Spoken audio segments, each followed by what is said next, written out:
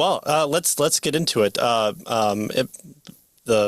fact that history is just weird. I love history of any variety, and I'm teaching my children to love history, and I echo the same ideas. As we don't know why we're at where we're at if we don't know where we came from, and we can relate to not just our ancestors but the people that conquered them or the people that that fell to them.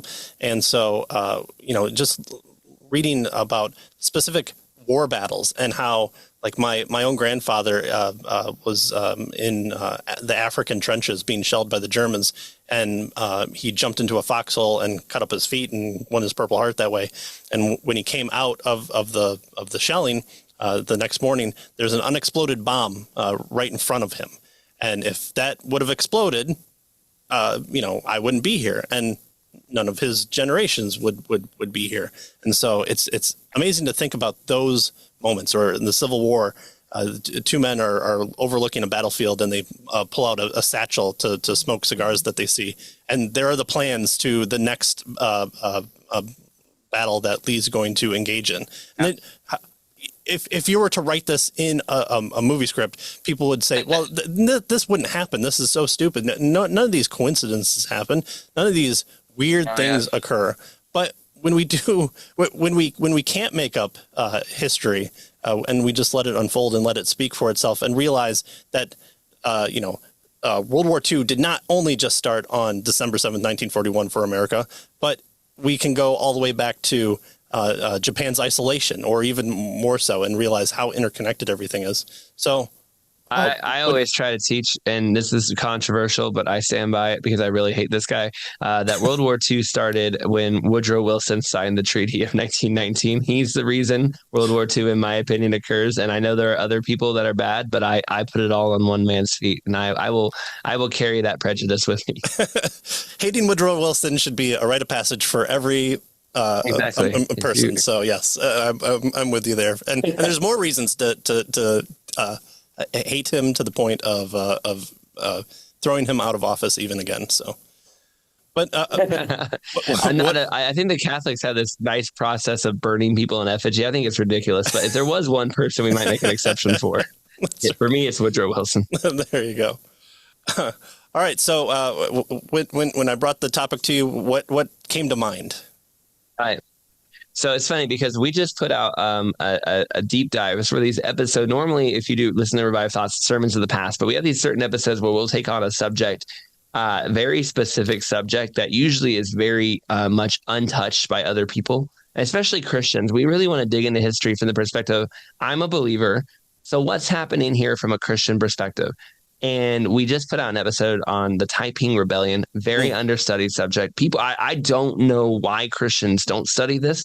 When I explain it to people, it's like a hook. And I go, hey, did you know that 20 million or more people in China fell under a guy's basic belief that he was Jesus's brother? He made them all go to church. He made them read the Bible every day. And if they didn't listen, he cut off their heads. And that lasted for 15 years and almost completely overthrew the Chinese empire. To me, I'm like, I want to know more about that story. But we were the first, I think we're not the first, we're one of the first Christian podcasts I've ever seen ever cover this weird story.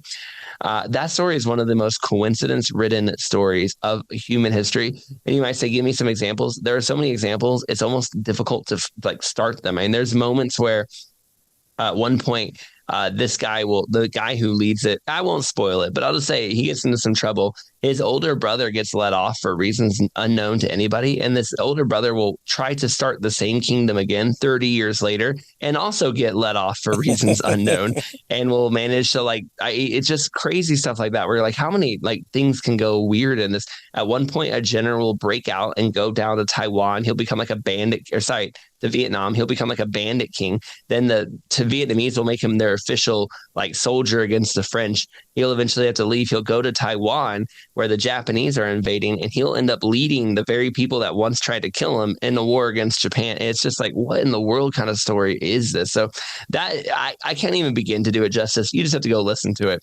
Yeah, but when I think of you want to hear one of the weirdest coincidences.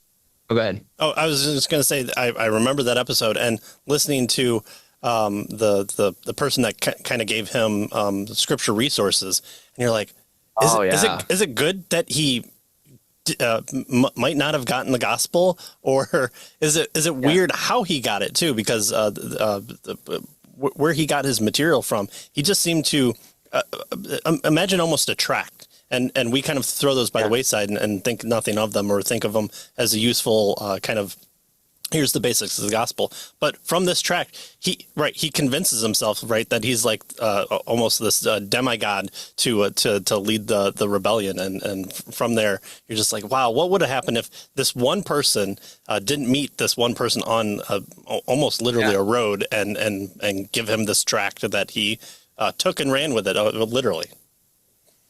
It's interesting to me because Bible tracts.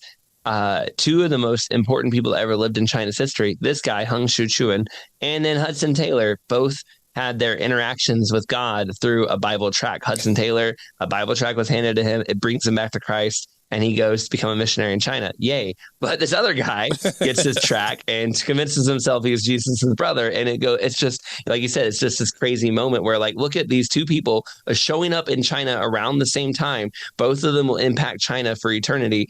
And yet they both interact with China because of a Bible tract. But the difference in how these two interactions occur, you could not, there's definitely Satan's guy and then there's God's guy, and they definitely have very different ways they walk.